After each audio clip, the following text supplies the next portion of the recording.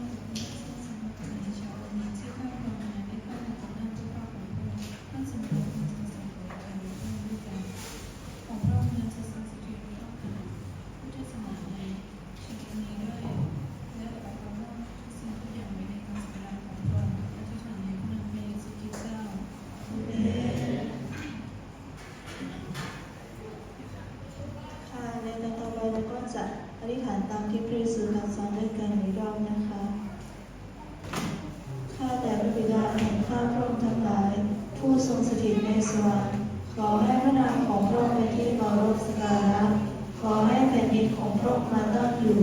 ขอให้เป็นไปตามพระทัยของพระองค์ในสวรรค์เป็นอย่างไรก็ให้เป็นไปอย่างนั้นในแผ่นดินโลกขอทรงโปรดประทานอาหารประจำวันแก่ข้าพระองค์ทั้งหลายในวันนี้และขอทรงโปรดยกความผิดของข้าพระองค์เหมือนข้าพระองค์ยกโทษบรรดาผู้ที่ทำผิดต่อข้าพระองค์นั้นและขออย่านำข้าพระองค์เข้าไปในการทดลองแต่ขอให้พ้นจากซึ่งชั่วร้ายเห็นว่าพระชนม์หน้าและฤทธิ์เดชและพระสิริเป็นของพระองค์สืบไปเป็นนิจอาเมนค่ะและในการต่อไปเราจะร้องเพลงสดุดีถวายแด่พระเจ้าด้วยกันนะคะ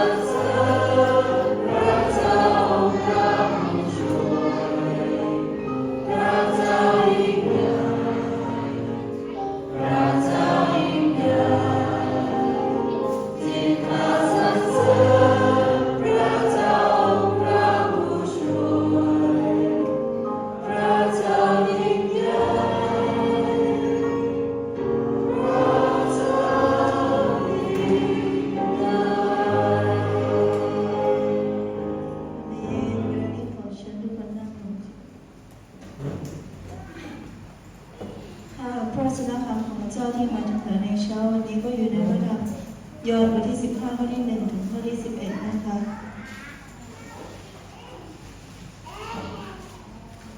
ยอห์นบทที่15ข้อที่1ถึงข้อที่11นะคะเราจะมาอ่านด้วยกันนะคะ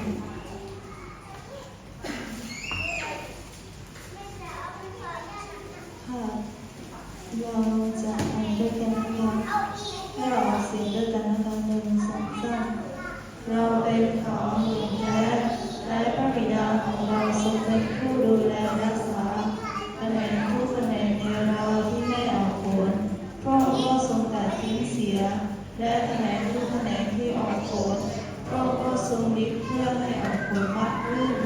พวกท่านได้รับการชำระให้สะอาดแล้วด้วยถ้อยคำที่เรากล่าวจง งติดสนิทอยู่กับเราและเราติดสนิทอยู่กับพวกท่านแผนงจะออกผลเองไม่ได้นอกจากจะติดสนิทอยู่กับเขาพวกท่านก็เช่นเดียวกันจะเกิดผลไม่ได้นอกจากจะติดสนิทอยู่กับเราเป็นเถาองุ่นพวกท่านเป็นแผนงคนที่ติดสนิทอยู่กับเราและเราติดสนิทอยู่กับเขาคนนั้นจะเกิดผลมากเพราะว่าถ้าแยกจากเราแล้วพวกท่านจะทำสิ่งใดไม่ได้เลยถ้าใครไม่ได้ติดสนิทอยู่กับเราคนนั้นก็ต้องถูกขัดสิ้นเสียเหมือนแผนงแล้วก็อยู่แห้งตายและถูกเก็บเอาไปเผาไฟถ้าพวกท่านติดสนิทอยู่กับเราและถ้าคำของเราติดสนิทอยู่กับท่านแล้วท่านจะขอสิ่งใดที่ท่านปรารถนาก็จะได้สิ่งนั้นพระบิดาของเราทรงได้รับพระเกียรติเพราะเหตุนี้คือเมื่อพวกท่านเกิดผลมากและเป็นสาวกของเราพระบิดาทรงรักเราอย่างไรเราก็รักพวกท่านอย่างนั้นจงติดสนิทอยู่กับความรักของเราถ้าพวกท่านของเราท่านก็จะติดสนิทอยู่กับความรักของเราเหมือนอย่างที่เราประพฤติตามบัญญัติของพระบิดาและติดสนิทอยู่กับความรักของพระองค์เราบอกสิ่งเหล่านี้กับพวกท่านแล้วเพื่อให้ความยินดีของเราอยู่ในท่านและให้ความยินดีของท่านเต็มเปี่ยมเมนเวลานี้เราก็จะมาฟังพระสนธรรมพระเจ้าพระนามเจริญเติบ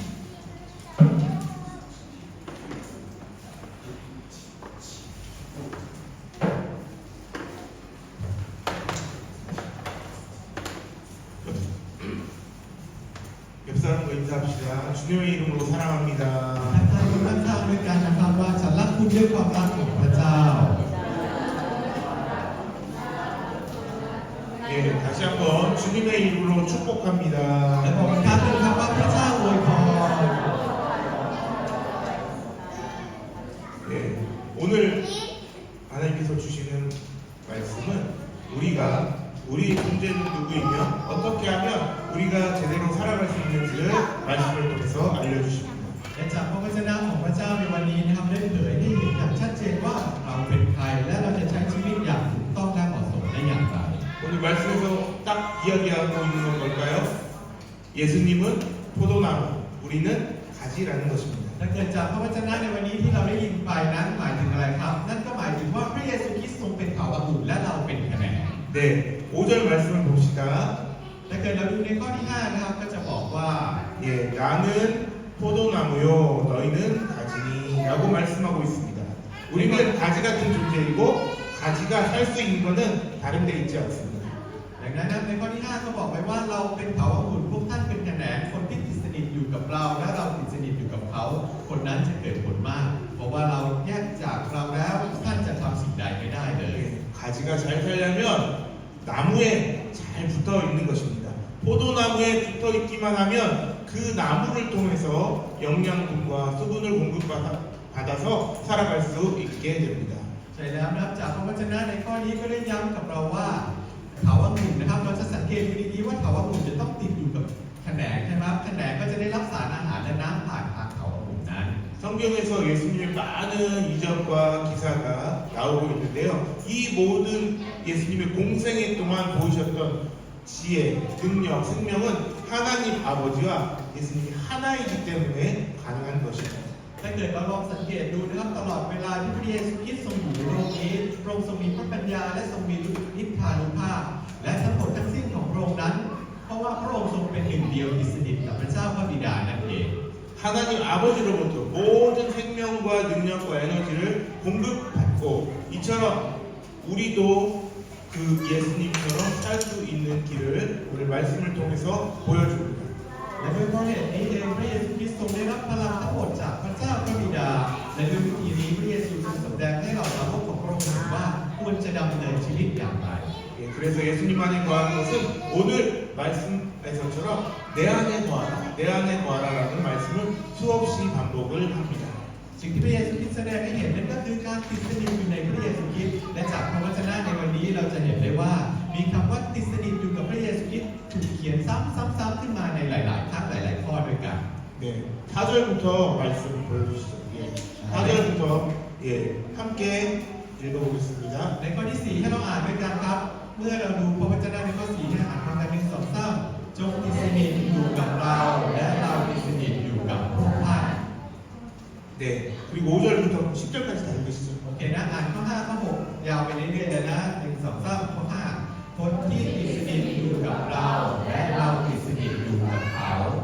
ถ้าใครไม่ได้ติดสนิทอยู่กับเราถ้าพวกท่านติดสนิทอยู่กับเราและค่อยทำของเราติดสนิทอยู่กับท่านจงติดสนิทอยู่กับความรักของเราถ้าพวกท่านประพฤติตามพระบัญญัติของเราท่านก็จะติดสนิทอยู่กับความรักของเรา 계속해서 예수님 안에 거하라는 말씀을 하고 있습니다. ถ้าเกิดเราลองมองดูใช่ไหมในหลายๆข้อในพระวจนะในบทนี้มีคำที่เน้นย้ำที่ติดสนิทกับพระ 이게 เจ้า 이제 내 안에 거하라고 하고 있지만 또 반대로 내 안에 거하지 않으면 예수님 안에 거하지 않으면 어떻게 됩니까? 예수님께서 분명히 말씀하십니다. เดี๋ยวเรามาลองดูสิครับว่าถ้าเกิดจะเกิดอะไรขึ้นหากเราไม่ได้ติดสนิทอยู่ในพระเยซูคริสต์พระเยซูคริสต์ก็ได้บอกไว้อย่างชัดเจน 어떻게 되는지 5절 말씀을 한번 봅시다. เดี๋ยวเราอ่านในข้อที่ 5 ด้วยกันนะครับ 나를 떠나서는 너희가 아무것도 할 수 없습니다. ใช่แล้วถ้าหากเราแยกจากเราแล้วพวกท่านจะทำสิ่งใดไม่ได้เลย 네. 그리고 6절 말씀에 보면 사람이 내 안에 거하지 아니하면 가지처럼 밖에 버려 말라지나니 사람들이 이것을 모아다가 불에 던져 사르느니라라고 말씀하고 และ 있습니다. ในข้อที่ 6 นะครับก็ได้ย้ำไว้ว่าถ้าใครไม่ได้ติดสนิทอยู่กับเราคนนั้นก็ต้องถูกตัดทิ้งเสียเหมือนขนงแล้วก็เหี่ยวแห้งไปและถูกเก็บเอาไปเผาไฟ 예수님 안에 거하지 않고 다른 것에 거하면 사람이 밖에 버려져 말라진다고 말씀하고 있습니다. ใช่แล้วนะครับใครก็ตามนะครับที่ไม่ได้ติดสนิทอยู่กับพระเยซูคริสต์แต่ติดสนิทอยู่กับสิ่งอื่นๆนะครับดังนั้นก็จะถูกโยนทิ้งและเหี่ยวแห้งไปนั่นเอง 세상에서 살아다 보면 어떤 사람들은 일을 통해서 하나님 안에 거하는 사람도 있고 또 일 때문에 하나님을 버리는 사람도 있습니다. ดังนั้นนะครับในโลกนี้มีคนที่ทำงานโดยพึ่งพาพระเจ้า และในเวลาเดียวกันก็มีคนที่ได้สูญเสียพระเจ้าไป เพราะว่าเขามุ่งแต่ทำงานของเขา 어떤 일의 성공이나 안정을 위해서 그것을 더 성공시키기 위해서 매달리는 사람은 예수님 안에 거하지 않는 사람입니다. 그 사람들은 곧 메말라 버리고 갑니다. และใครก็ตามนะครับที่ยึดติดกับงานของเขายึดติดกับความสำเร็จยึดติดกับชื่อเสียงเงินทองหรือว่าความเจริญก้าวหน้าย่อมจะไม่ได้อยู่ในพระเจ้าคนเหล่านั้นก็จะเหี่ยวแห้งไปในไม่ช้า 우리가 이 세상을 살아가면서 큰 일을 할 수 있고 어느 때는 작은 일을 할 수 있을 때도 있습니다. 그러나 그리고 그 일을 할 때 어떤 때는 성공할 때도 있고 실패할 때도 있습니다. เราสามารถทำสิ่งที่ยิ่งใหญ่ได้และบางครั้งเราก็ต้องทำในสิ่งที่เล็กน้อยด้วย และบางครั้งเราก็ประสบความสำเร็จในบางสิ่งบางอย่างและบางครั้งเราก็ล้มเหลวด้วยเช่นกัน 그리고 또 어느 때는 많은 축복을 받을 때도 있고 또 어느 때는 고난의 가시밭길을 걸어야 할 때도 있습니다. 그런데 이 모든 것을 곧 목표는 바로 예수님 안에 거하는 것입니다. และก็มีหลายครั้งนะครับที่เราได้รับพระพรอย่างมากมายและมีหลายครั้งที่เราต้องเดินบนเส้นทางแห่งความทุกข์ยากลำบากแต่ทั้งหมดนี้ก็มีเป้าหมายเดียวกันก็คือเพื่อพระเยซูคริสต์ 예수님의 말씀을 듣고 예수님을 잘 알고 그 예수님 안에 거하는 것이 우리의 삶의 목표입니다. ดังนั้นนะครับการรู้จักพระเยซูคริสต์การอยู่ในพระเยซูคริสต์การติดสนิทอยู่กับพระเยซูคริสต์นั่นคือเป้าหมายของเรา 그래서 사도 바울은 다음과 같이 고백하고 있습니다. 빌립보서 3장 7절 9절을 봅니다. และในพระวจนะของพระเจ้านั้นในอัครทูตเปาโลนะครับได้กล่าวไว้ในฟิลิปปีบทที่ 3 ข้อที่ 7 ถึง 9 เดี๋ยวให้เราอ่านด้วยกันครับ 네. 그러나 อ่านด้วยกันนะครับ1 2 3แต่ว่าอะไรที่เป็นกำไรของข้าพเจ้าข้าพเจ้าได้ถือว่าสิ่งนั้นเป็นการขาดทุนอยู่แล้วเพราะเหตุนี้ยิ่งกว่าต่อไปเลยครับส่วนนั้นข้าพเจ้าถือว่าทุกสิ่งเป็นการขาดทุนเพราะเหตุคุณค่าอันสูงยิ่งของการได้รู้จักพระเยซูคริสต์องค์พระผู้เป็นเจ้าของข้าพเจ้าเพราะเหตุข้าพเจ้ายอมขาดทุนทุกอย่างและถือว่าสิ่งเหล่านั้นเป็นเหมือนเศษขยะเพื่อว่าข้าพเจ้าจะได้พระที่เป็นกำไรและจะได้เห็นว่าข้าพเจ้าอยู่ในพระองค์ไม่มีความชอบธรรมที่ได้มาจากธรรมบัญญัติมีแต่ที่ได้มาโดยความเชื่อในพระคริสต์คือความชอบธรรมที่มาจากพระเจ้าโดยความเชื่อ 예, 여기서 말하는 그리스도를 아는 지식. 그리스도를 아는 지식은 그것을 무엇을 공부해서 얻는 그런 지식이 아닙니다. 거기에서 말하고 있는 것은 그리스도의 안에 거하는 삶을 말하고 있는 것입니다. ดังนั้นพระปัญญาของพระเจ้าไม่ได้พูดถึงในสิ่งนี้ไม่ใช่สิ่งที่เราได้รับจากการศึกษาแต่นั่นหมายถึงชีวิตที่ติดสนิทกับพระคริสต์ 그래서 바울은 그리스도 안에 거하는 것이 가장 큰 행복이고 보람임을 알고 있기 때문에 예수님 안에 거하는 방해되는 모든 것들은 뭘로 여긴다고? 배설물로 여긴다고 말하고 있습니다. และอาจารย์เปาโลรู้ดีว่าการติดสนิทอยู่กับพระคริสต์นั้นเป็นเหมือนกับความสุขและเป็นรางวัลที่ยิ่งใหญ่ที่สุดดังนั้นเขาจึงพูดว่าสิ่งใดก็ตามที่ขัดขวางการติดสนิทกับพระเจ้าถือว่าเป็นเหมือนกับเศษขยะเป็นเหมือนกับของเสียนั่นเอง 그래서 우리의 삶 가운데 우리가 살아가면서 어떠한 것도 예수님 안에 우리가 거하는 것을 방해하지 못하게 해야 합니다. ดังนั้นในชีวิตของเราด้วยเช่นกันนะครับอย่าปล่อยให้อะไรมาขัดขวางในการดำเนินชีวิตที่ติดสนิทอยู่กับพระเยซูคริสต์ 여러분에게 큰 일이 맡겨졌으면 감사하며 충성하시길 바랍니다. ดังนั้นเราด้วยเช่นกันใช่ไหมครับเราเคยได้รับความไว้วางใจให้ทำงานใหญ่ๆ 그러나 ที่จะทำด้วยความขอบคุณและความสัตย์ซื่อ 그러나 그 일을 하면서 사람의 인정이나 칭찬에 빠지지 말고 자기 자랑에 빠져서는 안 되는 것입니다. อย่าให้เราที่จะหลงอยู่กับการชื่อเสียงหรือคำชมจากคนอื่นอย่าให้เราที่จะหลงไปกับคำโอ้อวดที่เราได้รับ 우리에게 모든 일을 맡기신 분은 하나님입니다. 그렇기 때문에 우리는 더 겸손하고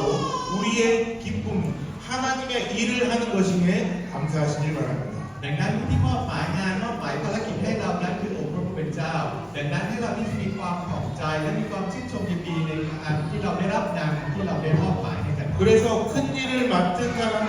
더욱더 기도하고 예수님의 영광을 위해서 살아야 합니다. ดังนั้นผู้ที่ได้รับมอบหมายได้รับภาระหน้าที่ที่ยิ่งใหญ่จะต้องอธิษฐานให้มากขึ้นเพราะว่าง่ายมากที่จะลืมพระเยซูคริสต์และตกอยู่ในชื่อเสียงของตนเอง 그러면 내가 작은 일을 맡았습니까? 그래도 불평하지 마십시오. 늘 감사함으로 더 열심히 일하시길 바랍니다. แต่บางครั้งเราได้รับมอบหมายในงานที่เล็กๆใช่ไหมครับดังนั้นในงานที่เล็กๆเราก็อย่าบ่นแต่ให้เราตั้งใจที่จะทำงานนั้นด้วย 우리의 목표가 큰 일을 하고 성공하는 것에 있지 않습니다. 내게 맡겨진 일에 충성을 다하며 그 일을 통해서 하나님을 만나는 것에 있습니다. ดังนั้นทุกเป้าหมายของเราไม่ได้อยู่ที่การทำงานนั้นแต่คือการที่ได้พบพระเจ้าผ่านการทำงานเล็กๆนั้นดังนั้นพระเจ้าคือผู้ที่มอบหมายดังนั้นให้เราคิดถึงพระเจ้าและซื่อสัตย์ต่องานทุกอย่างที่ได้รับมอบหมาย 큰 일을 하던 작은 일을 하던 어떤 일을 하든 간에 그 일을 맡기신 분은 하나님이십니다. 우리는 하나님의 영광을 위해서 충성을 다하며 살아갈 뿐입니다. ดังนั้นไม่ว่าจะเป็นงานใหญ่ไม่ว่าจะเป็นงานเล็กพระเจ้าคือผู้ที่มอบงานให้กับเรา 우리 삶 가운데 성공하고 축복받은 삶을 살고 있다면 우리는 더욱더 낮아지는 모습으로 이 세상에 성공을 얻고 살아갔다고 그것만 바라보고 살아간다면 이 세상의 성공만 바라보고 살아간다면 우리는 예수님 안에 거하지 못할 수도 있습니다. ดังนั้นเหมือนกันนะครับเราได้รับความสำเร็จได้รับพระพรมาแล้วใช่ไหมครับดังนั้นให้เราที่จะลดสิ่งนั้นลงเพราะว่าเมื่อเราประสบความสำเร็จในทางโลกก็เหมือนกับเราสูญเสียที่เยซูคริสต์มากขึ้น 내가 하고 있는 일이 실패한 것 같아도 혹은 내가 하는 일 가운데 고난 중에 있어도 이 일로 인해서 하나님께 감사하시길 바랍니다.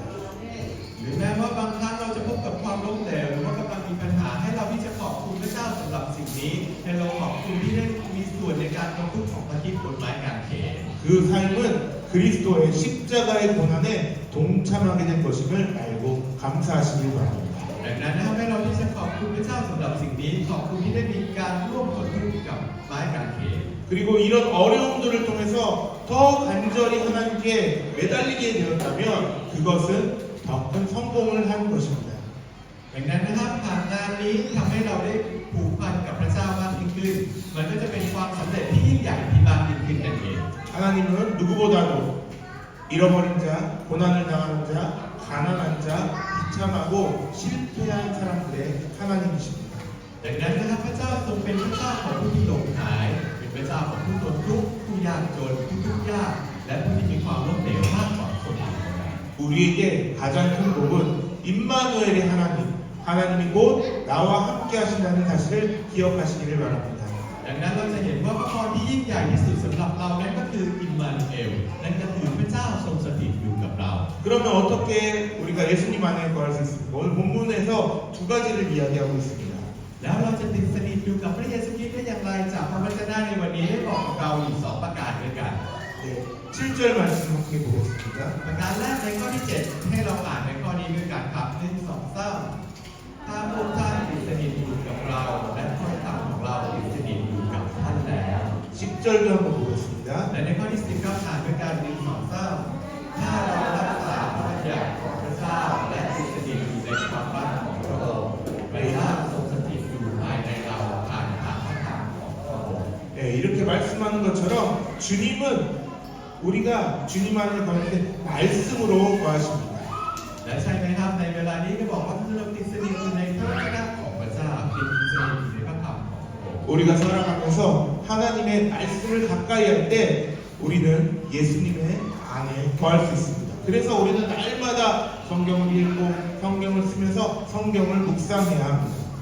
ดังนั้นนะครับในสิ่งสำคัญนี้เราจะเห็นได้ว่าในสิ่งที่เราจะต้องติดสนิทนั้นก็คือพระธรรมของพระเจ้าเราสามารถที่จะติดสนิทอยู่ในพระองค์ได้ 하나님의 말씀이 우리 안에 없다면 우리의 마음속에는 세상의 생각과 욕심이 더 많은 부분을 차지하고 맙니다. ดังนั้นนะครับถ้าเกิดว่าเราไม่อ่านพระวจนะของพระเจ้าความคิดและความต้องการของโลกก็จะมาครอบคลุมในชีวิตของเราด้วยเช่นกัน 네, 그래서 우리 학생들 매일 성경 쓰고 있죠. ดังนั้นเราจะเห็นว่านักเรียนของเรานะครับทุกๆคนในทุกๆวันเราเขียนพระวจนะของพระเจ้าใช่ไหม 말씀을 쓰는 이유는 하나님의 말씀을 잘 알기도 하지만 말씀을 쓰면서 내 마음에 있는 이 세상의 생각들을 다 버리기 위한 작업입니다. ในจุดประสงค์ที่เราได้เขียนพระวจนะของพระเจ้านั้นคืออะไรเราจะติดสนิทและใกล้ชิดกับพระองค์มากยิ่งขึ้น 그래서 더 열심히 쓰시기 바랍니다. ดังนั้นบอกว่านักเรียนทุกคนของเรานะจะต้องเขียนพระคัมภีร์อย่างขมักเขม้นด้วยกันนะ 예, 두 번째로 우리가 예수님 안에 거하는 방법은 기도하는 것입니다. และในสิ่งที่สองนะครับนั่นคืออะไรนั่นก็คือการอธิษฐาน 7절 말씀 한번 보겠습니다. เดี๋ยวเราอ่านอยู่ในข้อที่ 7 ด้วยกันครับ1 2 3ถ้าพวกท่านติดสนิทอยู่กับเราแล้วและถ้อยคำของเราติดสนิทอยู่กับท่านแล้วท่านจะขอสิ่งใดที่ท่านปรารถนาก็จะได้สิ่งนั้น 네, 우리가 예수님 안에 거하려면 분명히 무엇이든지 구하라 그리하면 이루리라라고 예수님께서는 말씀하고 계십니다. และจากพระวจนะในตอนนี้นะครับได้พูดถึงพลังแห่งการอธิษฐานที่มาถึงผู้ที่อยู่ในพระเยซูคริสต์ 네, 예수님이 우리가 예수님 안에 거하려면 그래서 날마다 예수님께 기도하는 것입니다. และในทุกๆวันนะครับให้เราที่จะอธิษฐานกับพระเยซูคริสต์เพื่อที่จะขอการทรงสถิตอยู่กับพระองค์โดยตรง 예수님께서도 늘 말씀을 보면 우리가 성경을 보면 예수님께서 늘 바쁘신 가운데서도 한적한 곳에 가셔서 기도하셨습니다. และเราดูในชีวิตขององค์พระเยซูคริสต์ด้วยเช่นกันถึงแม้ว่าพระองค์จะพบกับความยุ่งยากมากมายแต่พระองค์ก็ทรงสละเวลามาเพื่ออธิษฐาน 날마다 시간 될 때마다 빈틈없이 기도하셨기 때문에 어떤 일을 하던 어떤 삶을 살아가든지 넘어지지 않고 어떤 유혹에서도 이길 수가 있었습니다. จากพระวจนะที่เราก็จะเห็นในชีวิตของพระเยซูคริสต์ไม่ว่าจะเจอกับความยากลำบากจะเจอการทดลองหรือว่าในทุกๆวันพระองค์ก็ทรงติดสนิทอยู่กับการอธิษฐาน 이렇게 날마다 기도한다는 것은 날마다 그 기도하는 순간마다 하나님과 깊은 교제의 시간, 하나님과 깊은 만남의 시간을 갖는 것입니다. และในเวลานี้ทำให้เราได้รู้ว่าในเวลาที่เราอธิษฐานนั้นทำให้เราติดสนิทและใกล้ชิดกับพระเจ้ามีความสัมพันธ์กับพระเจ้ามากยิ่งขึ้น 그래서 예수님께서는 5절에 이렇게 얘기합니다. 다시 한번 읽어주세요. 5절. และเดี๋ยวให้เรามาอ่านในข้อ 5 ด้วยกันนะพระองค์ได้บอกไว้อย่างชัดเจน1 2 3เราเป็นเผ่ากลุ่มและพวกท่านเป็นแขนงคนที่ติดสนิทอยู่กับเราและเราติดสนิทอยู่กับเขาคนนั้นจะเกิดผลมากเพราะว่าถ้าแยกจากเราแล้วพวกท่านจะทำสิ่งใดไม่ได้เลย 네. 그래서 우리가 이 세상을 살아가면서 말씀을 읽고 묵상하며 날마다 시간 날 때마다 하나님한테 기도하면 그렇게 노력하면 우리는 예수님 안에 거할 수 있습니다. 그러면 어떻게 되냐? 더 많은 열매를 맺을 수 있다고 말씀하고 있습니다. ดังนั้นเรายิ่งพยายามที่ติดสนิทอยู่กับพระเจ้ามากเท่าไหร่ เราก็จะยิ่งได้รับผลในชีวิตนั้นมากขึ้นเท่านั้น 네, 가지가 스스로 할 수 있는 것은 아무것도 없습니다. ดังนั้นจริงๆแล้วไม่มีอะไรเลยที่แขนงสามารถที่จะทำเองได้ ไม่ว่ากิ่งก้านจะพยายามแค่ไหนนั้นก็ไร้ประโยชน์ 가지는 열매를 맺는 것이 가장 좋은 것인데 그 열매를 맺으려면 나무에 붙어 있어서 수분과 영양분을 공급받아야 아름다운 열매를 맺을 수가 있게 됩니다. ดังนั้นวิธีที่ดีที่สุดสำหรับแขนงที่จะออกผลได้นั่นก็คือการที่ติดอยู่กับเขาอุ่นที่ดีเพื่อที่จะได้รับน้ำและสารอาหารมาผลิตผลไม้ที่สวยงาม 그래서 우리가 말씀과 기도로 예수님 안에 거하면 그 영혼이 잘 되고 범사가 잘 되고 우리의 삶이 강건하여지게 됩니다. ดังนั้นถ้าเกิดเราอยากจะมีจิตวิญญาณที่ดีทุกๆสิ่งที่ดีดังนั้นเราจะต้องมีพลังที่ดีติดอยู่กับพระเจ้า 그래서 우리가 포도나무에 붙은 가지처럼 예수님과의 관계가 온전해지면 더 큰 성공적인 삶을 살아갈 수 있습니다. ดังนั้นหากเรามีความสัมพันธ์ที่ดีติดสนิทกับพระเยซูคริสต์เราก็สามารถที่จะมีชีวิตที่ประสบความสำเร็จได้ 주님께서 맡기신 일을 잘 감당하며 주님과 한 몸이 되었기 때문에 어떤 일에든 충성히 일할 수 있게 됩니다. เพราะว่าพระเจ้าคือผู้ที่มอบหมายงานให้เราไม่ว่าจะงานใหญ่งานเล็กเราก็จะต้องทำด้วยความซื่อสัตย์ 그 삶에 감사가 넘쳐나고 기쁨이 넘쳐나기 때문에 오히려 더 큰 일을 하고자 힘을 씁니다. ดังนั้นไม่ว่างานอะไรเราจะต้องทำด้วยความรู้สึกขอบคุณและความชื่นชมยินดี และเราจะมีแรงในการทำงานต่อไป 그리고 예수님과 그 안에 거하면 그곳에 기쁨과 생명이 있기 때문에 많은 사람들이 그 열매를 맛보려 몰려듭니다. และเพราะว่าเหตุนั้นเองในที่แห่งนั้นมีความชื่นชมยินดีและมีชีวิต ดังนั้นทุกคนจึงมาติดสนิทอยู่ในกับพระองค์เพื่อที่จะเกิดผล 그리고 또 예수님 안에 거하게 되면 그 가운데서 엄청난 기쁨을 누리게 됩니다. แล้วสิ่งที่เป็นพระพรที่พระเจ้าได้ทรงมอบไว้ให้กับผู้ที่สนิทกับพระเยซูคริสต์นั่นก็คือความชื่นชมยินดี 네, 11절 말씀 한번 보겠습니다. ในข้อที่ 11 นะครับให้เราอ่านด้วยกัน 네, 다 같이 읽어보시죠. เราบอกสิ่งเหล่านี้กับพวกเขาท่านแล้ว เพื่อให้ความยินดีของเราอยู่ในท่านและให้ความยินดีของท่านเป็นเปี่ยม 이 말씀을 가르치는 이유는 너의 기쁨이 너희 안에 있어서 너희가 기쁨으로 충만하게 하려 한다고 말씀하고 있습니다. และจากพระวจนะในตอนนี้เราจะเห็นได้ว่าเหตุผลที่เราไม่มีความชื่นชมยินดีก็เพราะว่าเราไม่ได้ติดสนิทอยู่กับพระเจ้า 우리 삶 가운데 기쁨이 없는 이유는 반대로 말하면 우리가 예수님 안에 거하지 못하기 때문입니다. ให้เราลองคิดดูสิครับว่าในชีวิตของเราในเวลานี้เนี่ยเรากำลังอยู่ในพระเยซูคริสต์หรือว่าเรากำลังหลงติดอยู่กับในโลกนี้กันแน่ 자기의 마음을 한번 정직하게 한번 보시기 바랍니다. 내가 지금 예수님 안에 거하고 있는지 아니면 이 세상에 거하고 있는지. เราลองมาคิดและให้ควรดูในชีวิตของเราเองนะครับว่าในเวลานี้เรามีพระเยซูคริสต์เป็นศูนย์กลางหรือว่าเราเป็นศูนย์กลางของจักรวาลซะเอง 내가 지금 예수님 중심으로 살고 있는지 아니면 돈과 명예와 성공을 위해 살고 있는지 생각해 보시길 바랍니다. หรือว่าในเวลานี้เราติดอยู่กับความสำเร็จติดอยู่กับทรัพย์สินเงินทองและติดอยู่กับความรู้สึกของเราเองต่างๆหรือเปล่า 그리고 또 내 감정과 분노를 중심으로 살고 있는지 아니면 내 안에 기쁨으로 살고 있는지 한 번 더 생각해 보시길 หรือว่า 바랍니다. ในเวลานี้เรากำลังติดอยู่ในกับความชื่นชมยินดีในตัวเราเอง ในเวลานี้เราไม่ได้ติดสนิทอยู่กับพระเจ้า 우리 예수님께서는 우리의 삶이 잘 되고 성공하시기를 원하십니다. 우리가 행복하고 기쁨이 넘치며 큰 열매를 맺는 인생이 되길 원하십니다. ดังนั้นพระเจ้าทรงต้องการให้จิตวิญญาณของเราได้เติบโตและประสบความสำเร็จอย่างแท้จริง และพระองค์ต้องการให้เราดำเนินชีวิตอย่างมีความสุขชื่นชมยินดีและเกิดผล 우리 하늘교회 모든 성도님들이 언제나 예수님 안에 거하면서 하나님의 축복을 받아 누리는 우리 성도님들 되시기를 간절히 기도합니다. ก็ขอให้สมาชิกคริสตจักรเชียงใหม่เฮเว่นทุกท่านที่จะติดสนิทอยู่กับพระเจ้าและได้รับพระพรจากพระเจ้าอยู่เสมอ 기도하겠습니다. ร่วมใจกันอธิษฐานครับ 하나님 오늘 이 시간 예배하게 하시니 감사합니다. พระเจ้าพระบิดาเราขอบคุณพระองค์ที่ให้ข้าพระองค์ได้มาร่วมนมัสการในวันนี้ 우리가 예수님 안에 거하며 영적으로 육적으로 살아갈 수 있는 영양분을 공급해 주셔서 감사합니다. ขอบคุณพระองค์สำหรับการบำรุง เลี้ยงดูเราให้ดำเนินชีวิตฝ่ายจิตวิญญาณและร่างกายได้ติดสนิทอยู่กับพระเยซู 언제나 예수님 안에 거하며 우리 인생에서 하나님이 원하시는 열매를 가득 맺게 하여 주시옵소서. ขอให้เราที่จะติดสนิทอยู่กับพระเยซูและเกิดผลตามที่พระเจ้าทรงปรารถนาในชีวิตของเรา 우리 삶에 감사와 기쁨이 넘치는 삶이 되게 하여 주시옵소서. ผลในชีวิตของเราที่จะเต็มไปด้วยความสัตย์ซื่อและสันติสุข 예수님의 이름으로 기도합니다. อธิษฐานในนามพระเยซู 아멘.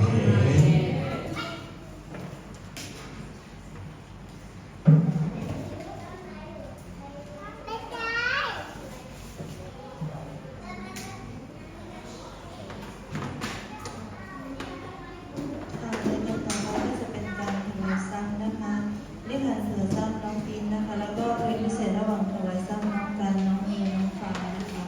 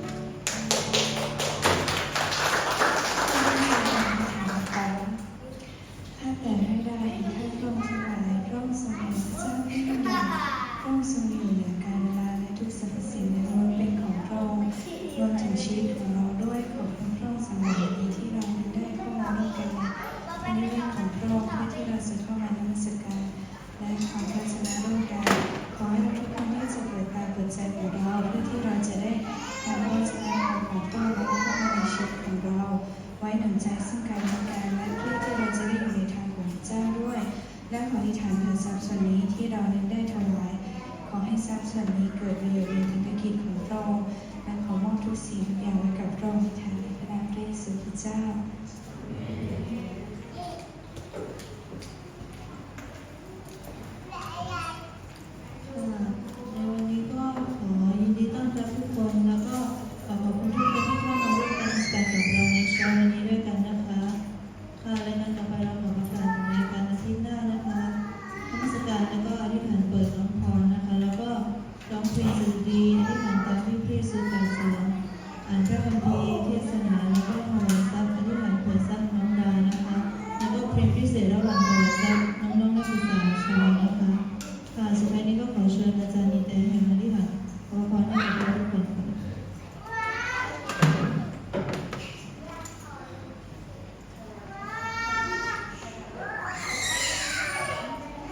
지금은 성부, 성자, 성령 하나님의 놀라우신 종이